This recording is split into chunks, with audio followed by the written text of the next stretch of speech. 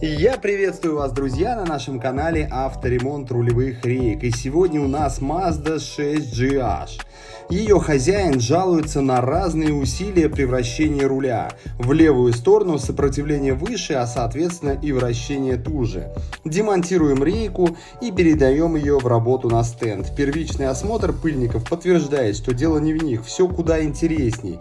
Мы были бы не мы, если бы снимали для вас скучные ролики. Обратите внимание на кромку пыльника. Вам не кажется, что она оплавлена? Все так. Как же это произошло?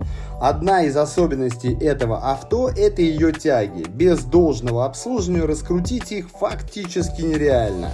Разварщик в сервисе, в котором авто обслуживалось до нас, сильно перегрел тягу и оплавил кромку пыльника. Не терпится заглянуть внутрь и посмотреть, что там.